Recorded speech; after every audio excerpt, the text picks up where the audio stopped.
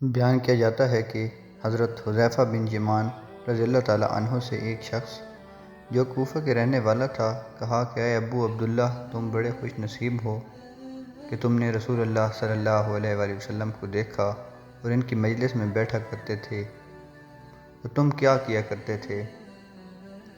حضرت حذیفہ رضی اللہ تعالیٰ عنہ نے فرمایا، واللہ ہم جان نثاریاں کیا کرتے تھے۔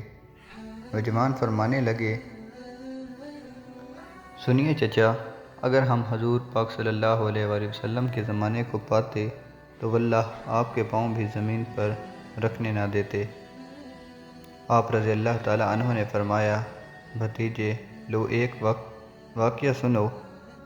جنگ خندق میں رسول اللہ صلی اللہ علیہ وآلہ وسلم بڑی رات تک نماز پڑھتے رہے۔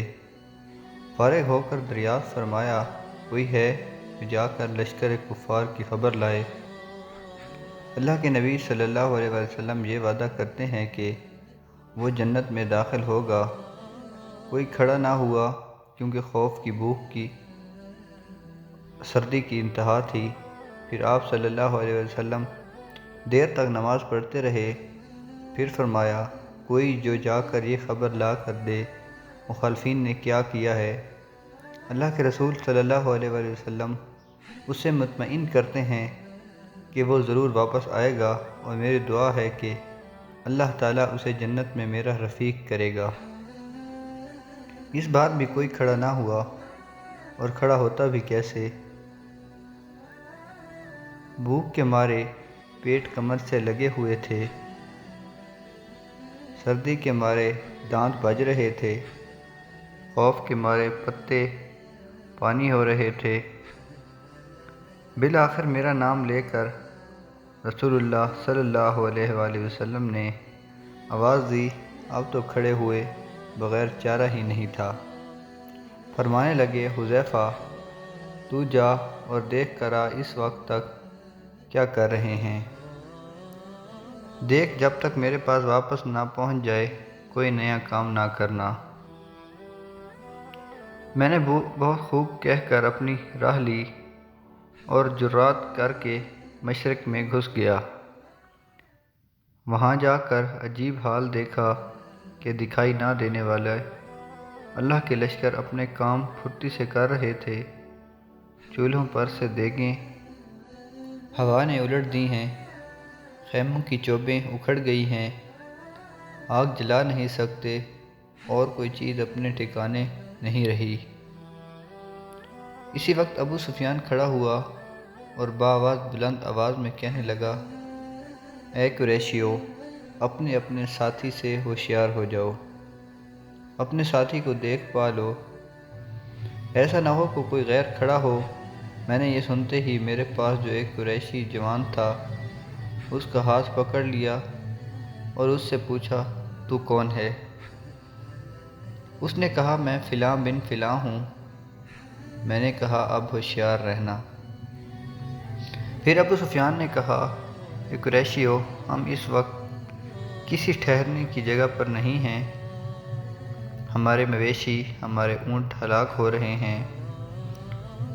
بنو قریظہ نے ہم سے وعدہ خلافی کی، اس نے ہمیں بڑی تکلیف پہنچائی، پھر اس ہوا نے ہمیں پریشان کر رکھا ہے۔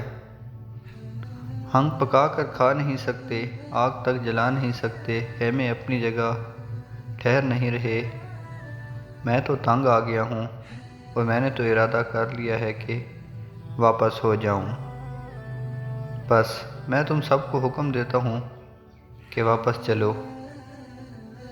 اتنا کہتے ہی اپنے اونٹ پر جو بندھا ہوا تھا بیٹھ گیا اور اسے پاؤں مارا کہ وہ 3 پاؤں سے ہی کھڑا ہو گیا۔ پھر اس کا پاؤں کھولا۔ اس وقت ایسا موقع تھا کہ میں تیر میں ہی ابو سفیان کا کام کر دیتا، لیکن رسول اللہ صلی اللہ علیہ وآلہ وسلم نے مجھ سے فرما دیا تھا کہ کوئی نیا کام نہ کرنا، اس لیے میں نے اپنے دل کو روک لیا۔ اب میں واپس لوٹا اور اپنے لشکر میں آ گیا۔